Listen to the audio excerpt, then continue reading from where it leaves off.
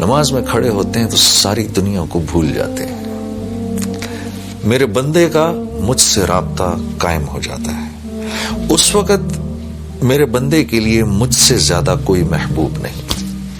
اور ایک روایت میں ایسے بھی آتا ہے کہ جب آدمی اللہ اکبر کر کے کھڑا ہوتا ہے تو اللہ رب العزت کی کریم ذات انسان کے سامنے ایسے آ کے کھڑی ہو جاتی ہے, اور ایک فرشتہ ادھر کھڑا ہو کے انسان کو کان میں کہتا ہے اگر تو اس وقت دیکھ لے کہ تیرے سامنے کون سی ذات کھڑی ہے تو قیامت تک تو سلام نہ پھیرے, اگر اتنی زندگی ملے تو. تو اللہ پاک فرما رہے میرے بندے جب میرے سامنے کھڑے ہوتے ہیں ساری کائنات ان کو بھول جاتی ہے. اچھا, خشوع و خضوع, میں ایک دفعہ ہمارے بڑے بزرگ ہیں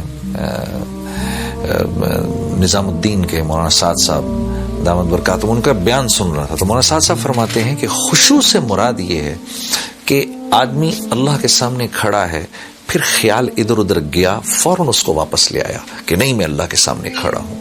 کیونکہ ہر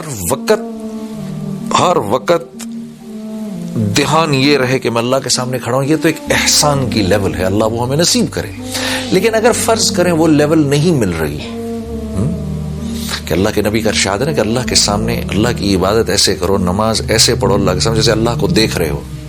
اگر یہ نہیں کر سکتے تو کم از کم اتنا کرو کہ جیسے اللہ رب العزت تمہیں دیکھ رہے ہیں. تو میں مولانا سعد صاحب کا ایک بیان سن رہا ہوں, اس میں مولانا فرما رہے کہ خشوع اور خضوع سے مراد کیا ہوئی کہ اللہ کے سامنے کھڑے اور دھیان ادھر ادھر گیا, فوراً دھیان کو واپس لے آئے کہ نہیں میں اللہ کے سامنے کھڑا ہوں, تو اپنے آپ کو مرکوز کر دیا. ہاں, ورنہ تو اللہ کے نبی کا جو ارشاد ہے, جو احسان کا درجہ ہے, اللہ وہ ہم سب کو نصیب فرمائے کہ اللہ کی عبادت ایسے کرو جیسے اللہ کو دیکھ رہے ہو. اگر ویسے نہیں کر سکتے تو پھر ایسے کرو جیسے اللہ رب العزت تمہیں دیکھ رہے ہیں. تو کم از کم درجے میں ہم یہاں تک پہنچے. پھر اللہ نے چاہا, اللہ سے دعا کرو اے اللہ, جیسے اللہ کے نبی صلی اللہ علیہ وسلم فرمایا کرتے تھے کہ نماز میری آنکھوں کی ٹھنڈک ہے, اللہ نماز کو ہماری آنکھوں کی ٹھنڈک بنا دے.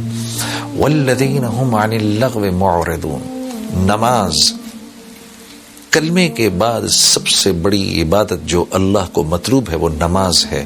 تو نماز کا ذکر سب سے پہلے فرمایا, اس کے فوراً بعد کون سی بات فرمائی وہ بڑی عجیب ہے.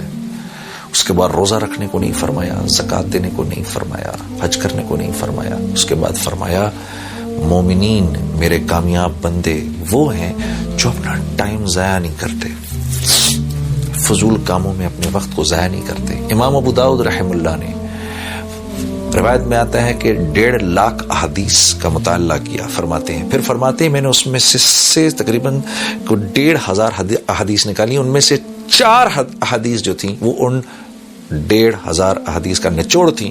وہ کیا تھی؟ سب سے پہلے کون سی تھی؟ انما الاعمال بالنیات. دوسری, جس بات کو اپنے لیے پسند کرو اپنے مسلمان بھائی کے لیے بھی وہی پسند کرو. تیسری, ایک حلال ہے ایک حرام ہے, بیچ میں مشتبہ ہے, جو مشتبہ کو بھی چھوڑ دے گا جب وہ دعا کرے گا فرشتے اس کی آمین پر آمین کہیں گے. اور چوتھی کیا تھی؟ اسلام کی خوبصورتی لایانی سے بچنے میں ہے, یعنی ہر اس کام سے اپنے آپ کو بچانا جس میں نہ دنیا کا فائدہ نہ آخرت کا فائدہ.